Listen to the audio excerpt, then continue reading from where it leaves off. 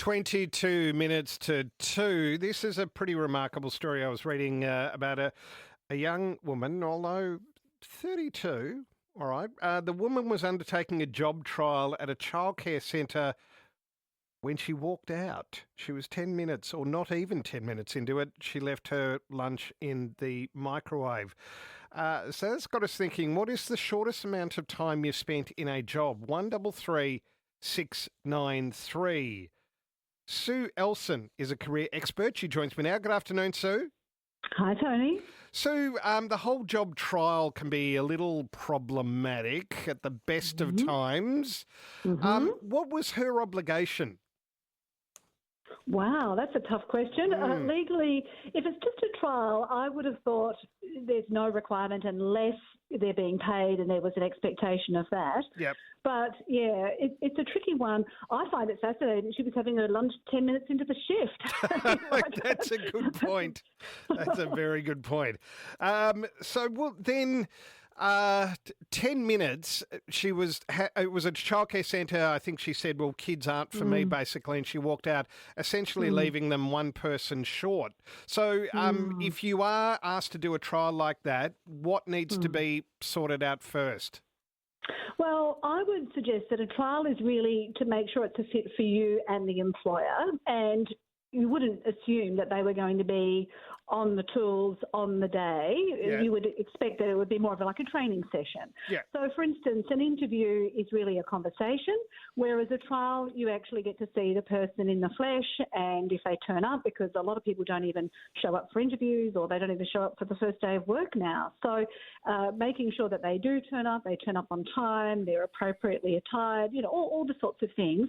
And if it involves you actually being on the tools, then there's normally some sort of payment arrangement or, agreement to that. And another alternative is even if you're not sort of in the workplace, they might give you an assignment and they might say, we'd like you to prepare a report on this, that or the other, and then go from there. And some people get a bit miffed if they're required to do that as part of the interview process, but they're not paid for it. So, yeah, I definitely recommend that if you are being required to do some actual work, there be some sort of discussion around payment. But it's a good way to make sure that it suits both people. Okay, so payment is the obligation that exists on the shoulders of the person employing you. If you get to that point where you go, this job is horrible, it's not what I think, I don't want to be doing it, and you want to leave, it's very important how you leave, isn't it? Well, I think it's respectful if you actually explain why and, have that discussion with them. I think the issue also in this case is the childcare industry is desperate for workers as well, so they're really needing it.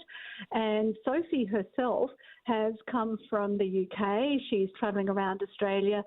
She has got to the point where she's desperate for any job, so she's just gone in there thinking, look, I'll just give this a try as well. So, and that's not a good strategy for looking for work. And particularly if you've come from another country, a lot of Australians expect you to have Australian experience.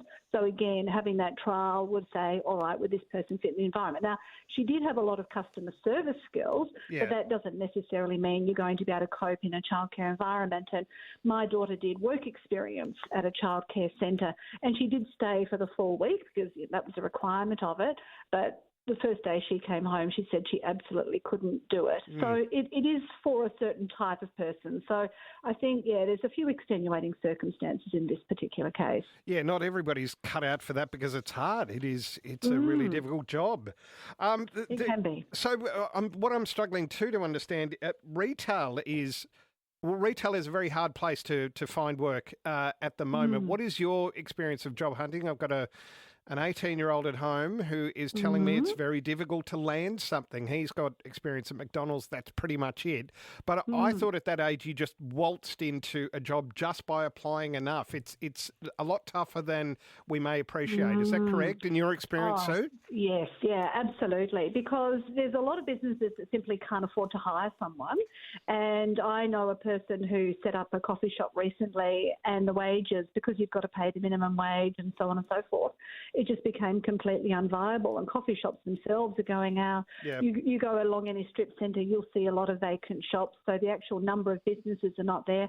Then if you think about retail being customer service, how many people just get things delivered to their door now? They don't actually go to the shop. So the whole industry is changing. A lot of things are automated, systemised and so on. So I wrote a book back in 2019 before COVID saying the future of work is not jobs, it's actually work. And you're going to have to use technology to attract those aligned gigs. Now, if you don't use technology to get the gigs, you're going to have to rely on relationships. So in your son's case, I would be suggesting let all your friends and family know that your son is looking for work in these sorts of areas and get the word out that way, because up to 95% of jobs are never advertised because, of course, employers don't want to go through the hassle of sorting through 300 applicants and then having to find someone. They'll just kind of make do with whatever comes along. And back in my early days of recruiting in a bank, we just had enough applicants that we never had to advertise.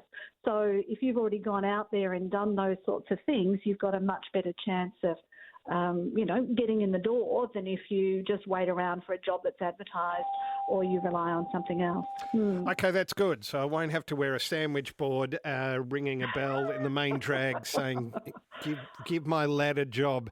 Sue Elson, career expert, thank you. I appreciate your time. Welcome. Thanks, Tony. 133 693